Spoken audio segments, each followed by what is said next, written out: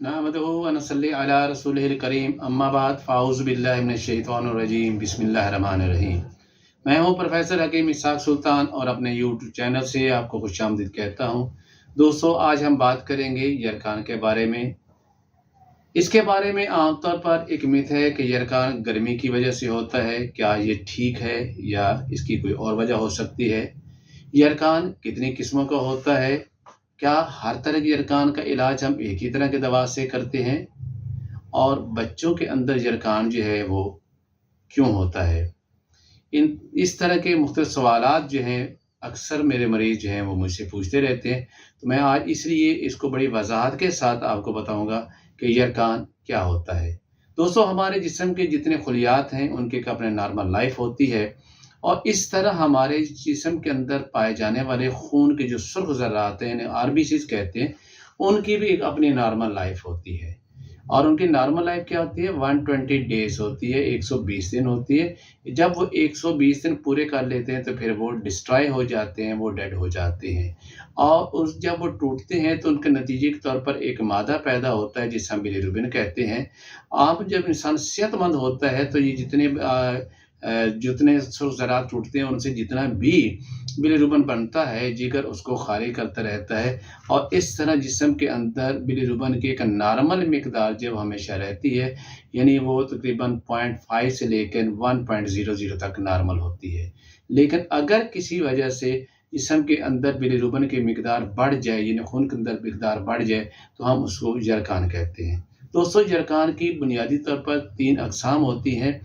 यहाँ हम पीले यरकान की बात कर रहे हैं तो इसकी 3 अक़साम होती है। एक होता है कि प्री हेपेटिक जॉन्डिस, यानी ऐसा यरकान जिसको हम सिमी यरकान भी कहते हैं, जिसे हम हेमोलाइटिक जॉन्डिस भी कहते हैं, जिसमें जिगर तो बिल्कुल ठीक काम कर रहा होता है, वो बिलीरुबिन का अखराज भी कर रहा होता है, लेकिन होता क्या है कि मरीज़ के जो आरबीसीज़ हैं वो वक़्त से पहले टूटना शुरू हो जाते हैं, यानी 120 डेज़ से वो पहले टूटना शुरू हो जाते हैं। उसके टूटने की कई वजूहात हो सकती हैं कि खून के अंदर कोई ऐसा जहरीला मादा आ जाए, कोई ऐसी अद्वियात इस्तेमाल कर लें जिसकी वजह से साइड इफ़ेक्ट के तौर पे आरबीसी जो है वो जल्दी टूटना शुरू हो जाए, तो उस वजह से जो बिलीरुबिन बनता है वो ज़रूरत से ज़्यादा बन रहा होता है। जिगर तो अपने जो है वो अपना फंक्शन नॉर्मल कर रहा होता है, लेकिन चूँकि यहाँ पर जो ज़रूरत से ज़्यादा बिलीरुबिन बन रहा होता है, तो ऐसे यरकान को हम कहते हैं प्री हेपेटिक जॉन्डिस, यानी जिगर से पहले जो प्रॉब्लम आ रही है, यानी खून के अंदर जो प्रॉब्लम आ रही है, उसकी वजह से जो यरकान हो जाते हैं। और इसका इलाज हम क्या करते हैं? उस जहरीले मादे को जिस्म से खारिज करते हैं। और जहरीले मादे को जिस्म खारिज करने का काम किसके? आपके जिगर का काम है। यानी जिगर के जहाँ बाकी इतने 500 से ज़्यादा अफ़आल आए हैं, उनमें से एक फ़ेल ये भी है, वो डिटॉक्सिफ़ाई करता है आपके ब्लड को, यानी खून से जहरीले मादों को खारिज भी करता है। लेकिन अगर किसी वजह से वो सुस्त हो जाता है तो फिर हम ऐसी अद्वियात इस मरीज़ को इस्तेमाल करवाते हैं जो जिगर के फंक्शन को तेज़ करते हैं, वो जहरीले मादों को जिस्म से खारिज करना शुरू कर देता है। जैसे ही जहरीले मादे जिस्म से खारिज होते हैं, उससे फिर बिलीरुबिन नॉर्मल हो जाता है और मरीज़ का यरकान बिल्कुल ठीक हो जाता है। तो दोस्तों, उसके लिए हम जो दवाएँ इस्तेमाल करते हैं, हमारी बड़ी मुरवजा दवा है। और मैं अगर यूँ कहूँ कि हमारे नज़र में सबसे ज़्यादा इस्तेमाल होने वाली जो दवा है वो मुलीज़ नंबर 5 है और इसको हम कहते हैं कि ये हमारी बेहतरीन दवाओं में शामिल है। कि अगर जिगर हमारा ठीक है तो समझो कि हमारे तमाम अफ़आल तकरीबन ठीक जा रहे होते हैं। तो उसके लिए हम जो दवा इस्तेमाल करते हैं उसमें हम लेते हैं, ये काली मिर्च लेनी है आपने, ये 10 ग्राम लेनी है। नंबर 2 पे आपने लेना है नंबर 2 पे आपने नौशादर लेना है, ये आपने 20 ग्राम लेना है। और तीसरे नंबर पर आपने सौंठ लेनी है, ये आपने 50 ग्राम लेनी है। और चौथे नंबर पर आपने लेनी है सना मक्की और ये लेनी है आपने 80 ग्राम। ये चारों अज़ा लेके हमको अलग-अलग पाउडर करके इसको मिक्स कर लीजिएगा।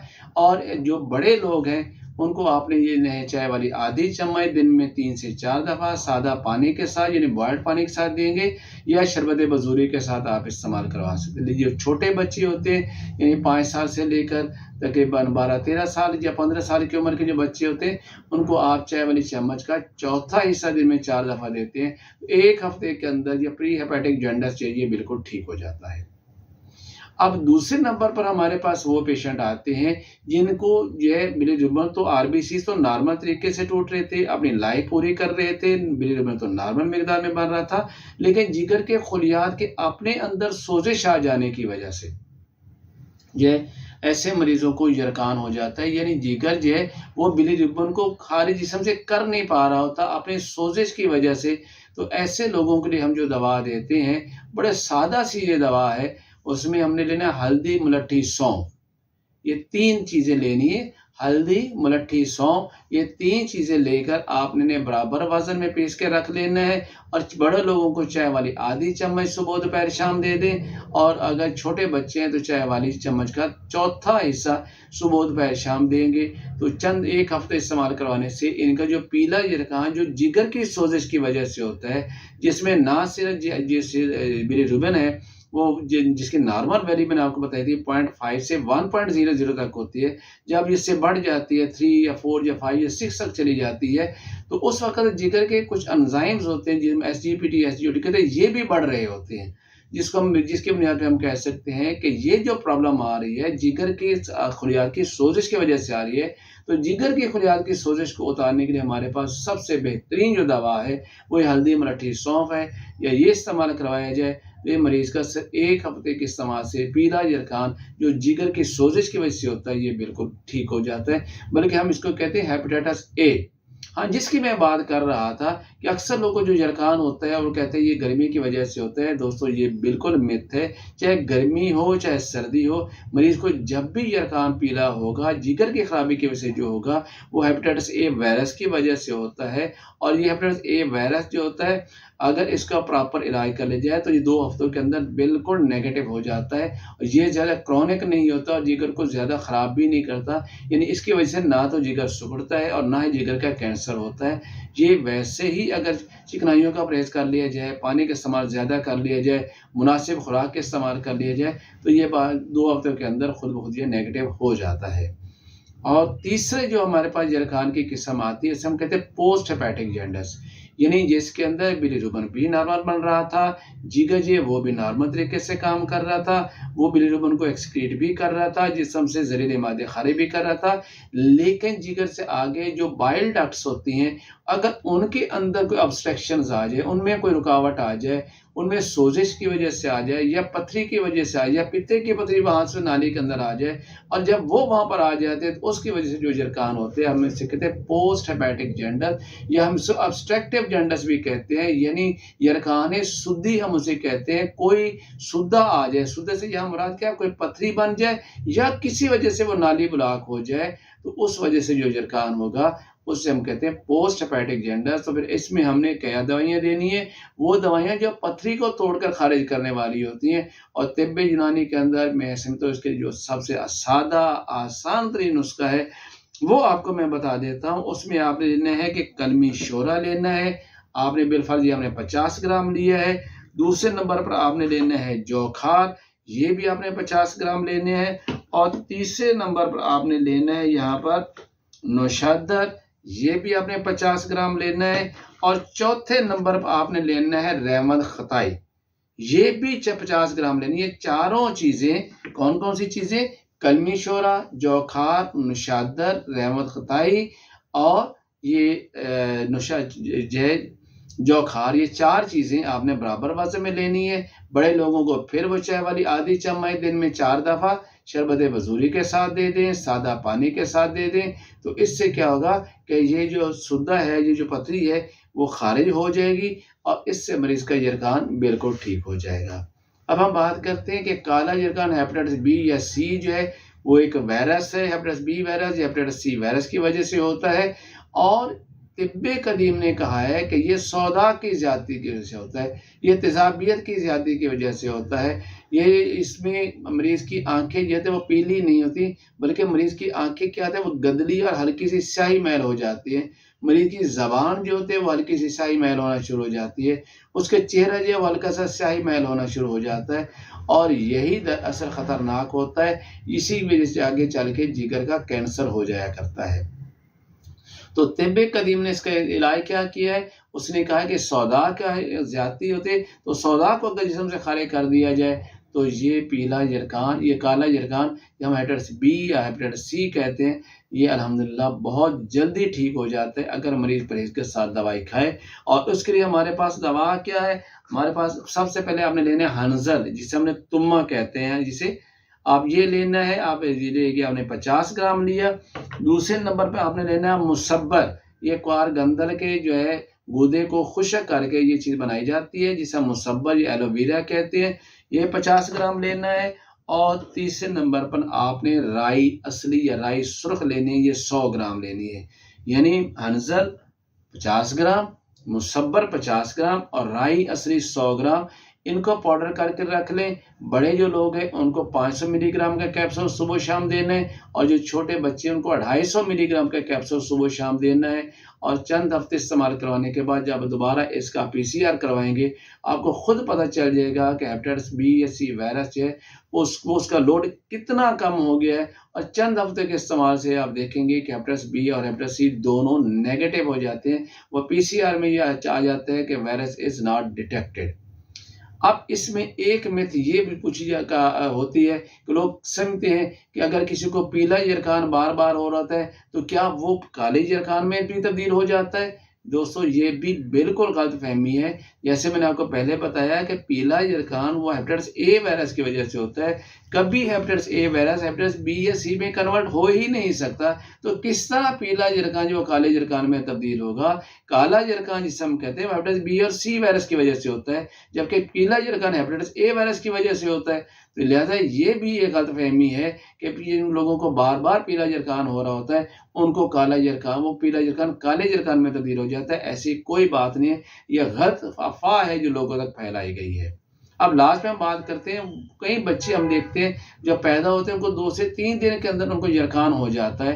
तो दोस्तों, उसकी वजह क्या होती है कि उनका जिगर अब पूरी तरह पे एक्टिव नहीं होता, यानी वो जो जिस्म के अंदर जो बिलीरुबिन बन रही होती है उसको खारिज नहीं कर सकता, जिसकी वजह से बच्चों को अक्सर यरकान हो जाया करता है। और ऐसे बच्चों का इलाज मैं इंतहाई सादा सी दवा से करता हूँ।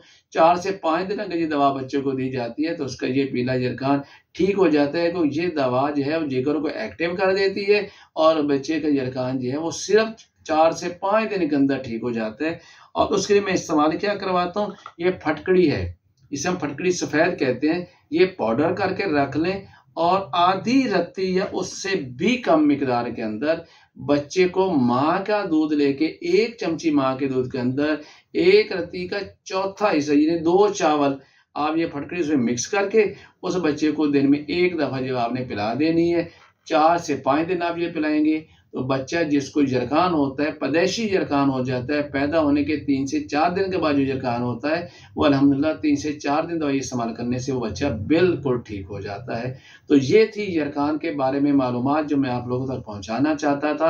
आजकल चूँकि फिर भी ये बहुत ज़्यादा फैल रहा है यरकान और लोगों के ज़हन में ये होता है ये गर्मी की वजह से होता है, लेकिन मैं एक चीज़ बता दूँ कि जिसे हम पीला यरकान कहते हैं या हेपेटाइटिस ए कहते हैं, इसकी फैलने की एक बड़ी वजह ये भी है कि हम एहतियात नहीं करते।